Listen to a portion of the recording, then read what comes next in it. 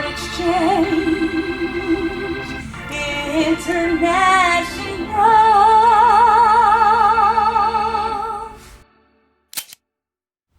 Hi folks, Jim Huss here at Keyboard Exchange International with two of my colleagues, Mr. Randolph and our technician, senior technician, Mr. Grant. And I'm Jim Huss, and we're here with what's left of what we think is Gregg Allman's B3, his very first B3. Now Grant, you went out and picked it up with Bill and met the man Yes, sir. who had purchased this organ, and he tells us it came out of King Snake Studio. And I was just on the phone with Bob. His name is Bob, who sold us this equipment. And thank you, Bob. Number one, for preserving this equipment. And then, guys, you know what Bob did? He thought this case was too rough for this equipment, and he wanted to do as much as he could to preserve this organ. So he sent to the Amish country, where he had this case built, and it's black walnut. Now Bob's intention was to take all these parts and put it in a new case, but we decided something different. What did we decide there, Randolph? Well, we decided it might be best for us to keep everything original, because there's those of us who like originals. Yeah. Plus, it was Gregg Allman's first B3. Exactly. That's what they're telling me. And I just got off the phone with Bob, because you met him in person. Yes. Because you went and picked the stuff up. Bob told me there are articles written about this equipment, but Gregg Allman's brother gave him this organ so that he could play in the band out in California, and this was his first B3. Then they got successful, and he just more or less left this in King Snake Studio and gave it to him, essentially, right? He didn't need it anymore, and it was ugly when he got it. So we can't fault him for beating it up and being hard on it. But he did use it, and this was his first B3.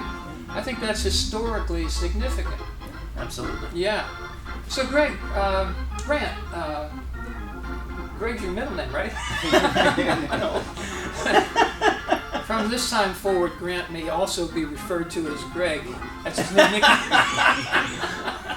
Grant, what has been done this tone generator by the man who bought this, who was an engineer and is an engineer? Well, yeah, Bob, I had a talk with Bob, a very, very nice gentleman. He's an electronic engineer, and he restores all kinds of stuff. He has reel-to-reel 4-track and 8-track tape recorders in his home that he's been restoring for years, and his intention was to completely restore the electronics of this and put it into this case that he had this carpenter build.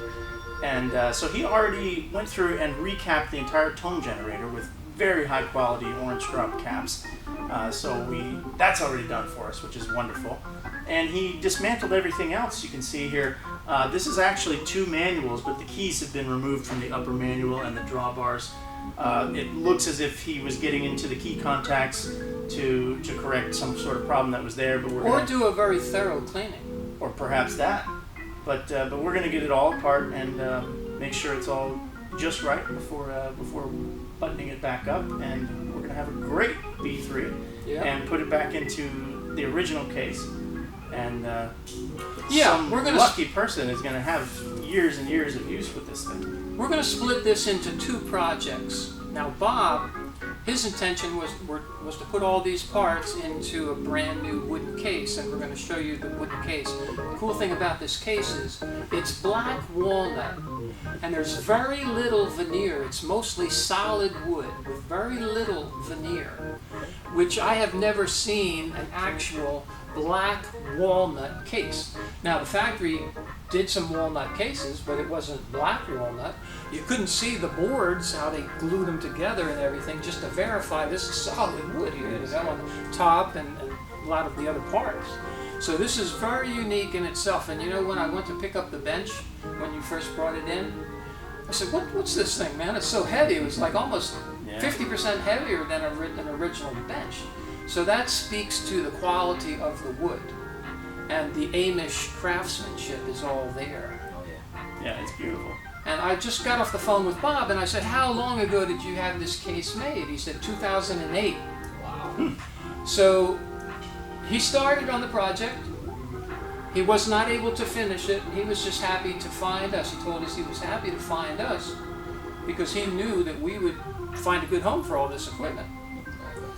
And I told him, we thank you for thinking of us and for finding us, because this is what we get excited about, this stuff, don't we? Yeah, absolutely.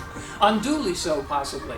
But, so right now, this is going to have a company reference number 548, and I think the title of the video could be something like, is this Gregg Allman's first B3, question mark?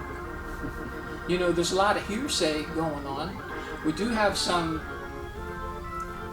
references from people who knew Gregg and knew this other fellow, Bob, who was the studio owner.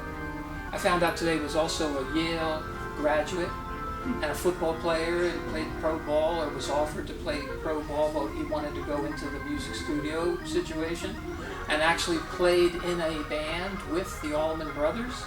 So when you start putting all these circumstantial pieces together, you could believe everything I've just said. This could absolutely be Gregg Allman's first B3 that his brother gave him so that they could do well out in California. So there's got to be other people out there who can add to this narrative. And that's what we're trying to do. We're trying to fully understand what we've got here. And also suggestions for what's the highest and best use for all of this stuff. Should, you know, we just clean this up, don't refinish it or anything, kind of keep the original patina, if you will, and call the Rock and Roll Hall of Fame and see if they have to have it. You know, that would make sense. A Leslie speaker arrived with this too that is equally in rough shape. However, Bob, who sold it to us, he sanded down all the sides and everything. It happens to be walnut. It might look good with this, but my idea, because this is all brand new, is to get a reproduction case made where even the back of it is walnut veneer. Yeah. So there's a craftsman, again, up in Pennsylvania who can do that for us, and I've already discussed it with him. So then we would have a brand new B3 case, reproduction case, and a brand new 122 case. Now, we've been talking about what color we're going to make this brand new case. This one's number 549. And for this one, we have to keep our eyes out for some really great parts. Maybe a generator that's red cap, or maybe a generator that has those GI capacitors in it. But whatever we do in this, it has to be our highest and best quality. You know, so we will look around at all the organs that we have and see which one we want to maybe take apart and put in here. Okay.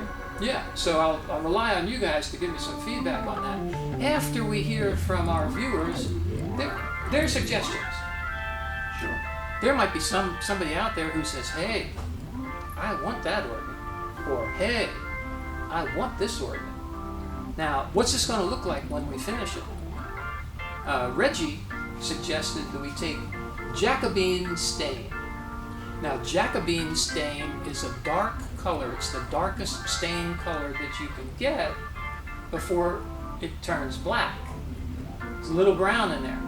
But if you stain it black walnut with a black stain still showing and even highlighting the grain, and then come back with clear coats, 2 or 3 clear coats, light sanding in between, and you can just see that black walnut veneer, that Jacobin stain. Oh my gosh, I'll be dreaming about this tonight. And one of you out there, you might be dreaming about it too. And if you're dreaming about it, you just have to have one of these instruments. Give us a call. Randolph, you have any concluding comments before we say goodbye? Well, I think it's going to be an interesting project. This is definitely one of the roughest I've seen from the time I've been here, but I believe it's going to be one of the greatest instruments that's ever arrived to the doors of Keyboard Exchange. One of the most historic, without doubt. Absolutely. Yes. So if anybody knows anything more about these instruments, this instrument in particular, do let us know. If you used to hang out with the Allman Brothers, you might remember this particular B3. Give us an email, or please comment. We should ask people to comment on our YouTube channel, right? Sure. And then if you want to subscribe and ask for notifications for new videos, that would be a big help to us as well. But if you do that, then you can kind of keep in touch with other suggestions. So we are definitely asking for suggestions, some guidance on what's the highest and best use we can put all these parts to, and that's about it. I know, Grant, if I ask you if you have any final comments, you'll just look at me in the eye and say, no. I was going to say what he said.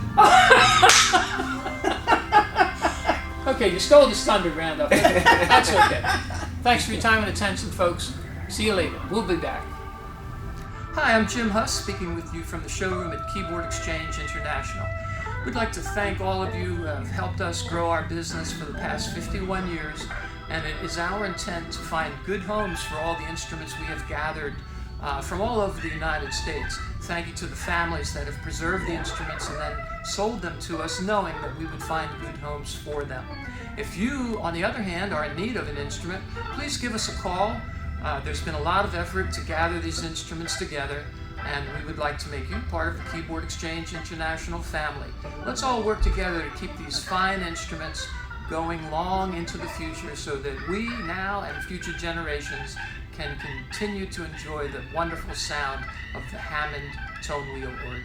God bless. Signing off.